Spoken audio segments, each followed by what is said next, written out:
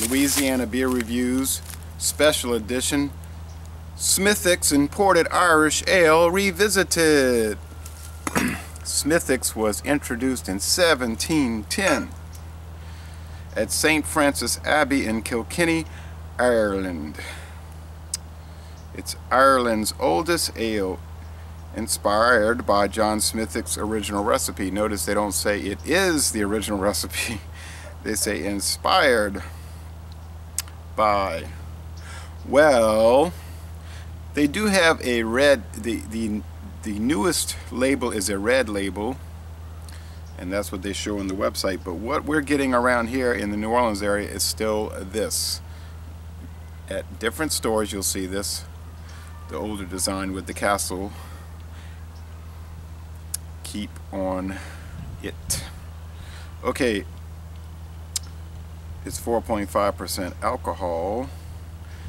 The scores are mediocre on Beer Advocate and Rate Beer. This brewing company was family owned from 1710 until 1964. Now, it had been very popular at one time, and then it struggled mightily, and so in 1964 it was acquired by Guinness, which is now Diageo. Guinness and Diageo. And Diageo produces not only beer but wines and hard liquor. You're very familiar with Guinness, and you're probably familiar with Red Stripe, two quite popular Guinness brands. And Smithwick's is quite popular.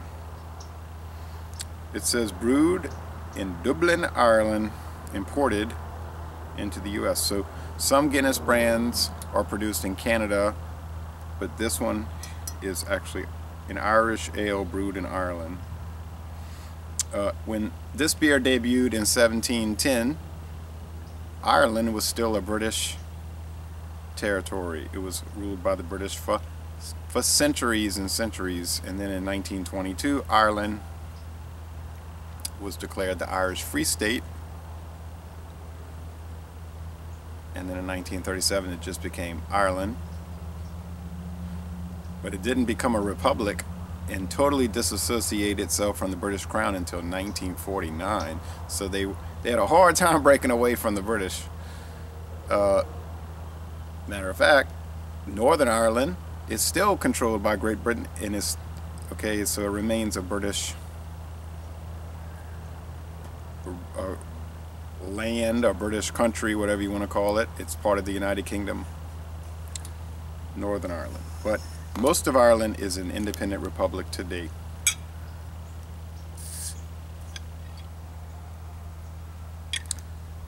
All right.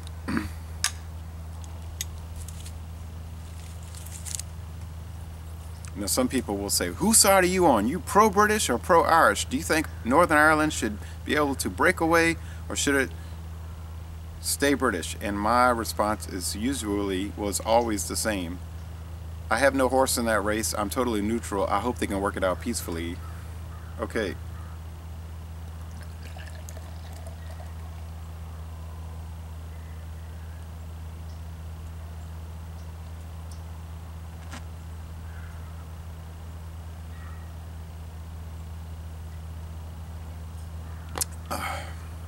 A thick off Whitehead. It's little soapy at the top. It's making some crackle.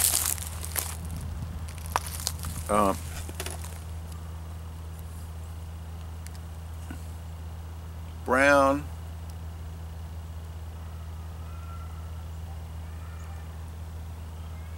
And there are some little white chunks floating about. Now, my great-grandmother, Isabel Ryan, their family immigrated from Northern Ireland, but they weren't Catholic.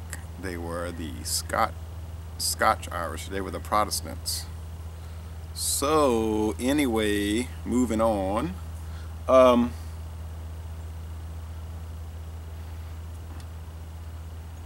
And then we had some other people in the family, the Harrisons, which came from Virginia first families of Virginia, I might add. And they were English Protestants. But anyway, moving on. This is a reddish well, no, this is just a rust brown appearance, copper brown. It smells like brown bread crust, and it's pungent and a little acidic and so good.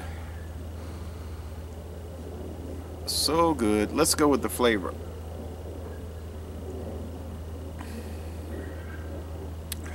Sweet, bready, brown bread crust.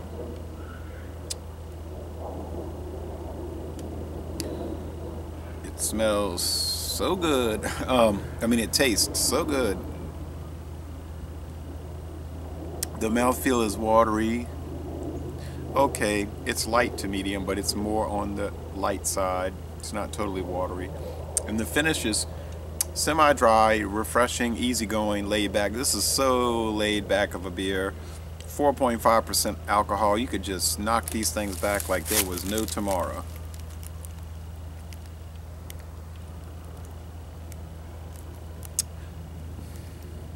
I cannot see how this beer could get low ratings or even mediocre ratings. It's got a little metallic profile, but it's not a metallic taste. It's like it has a metallic feel to it. I don't know how to explain that, but it's there in the mouth. So it's like, I don't know, it's a decisive feel in your mouth, and I can't really explain that. It's get some sun on my face. But I could see going to the Irish House on Magazine on St. Charles Avenue in New Orleans and getting some corned beef and cabbage, or some mashed potatoes and brown gravy with some boiled brisket, and this would go so well with that.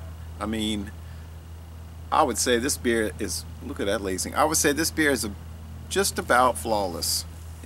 It really is flawless. I mean, this thing here is an A, and that's the minimum grade I can give it, a most excellent score.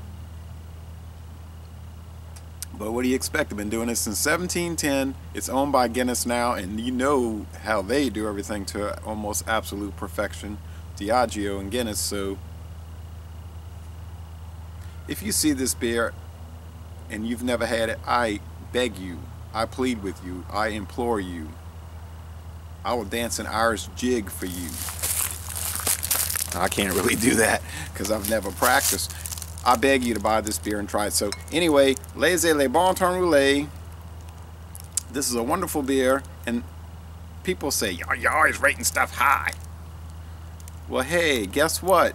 There's so many great beers on this earth. What do you expect me to do? If I keep trying great beers, say, oh, this is awesome, I'm going to keep saying it's awesome. I'm not going to sit there and do a few bad scores to try to even it out. That ain't the way Louisiana Beer Reviews works. So anyway, y'all come on down to sunny and beautifully warm southeastern Louisiana.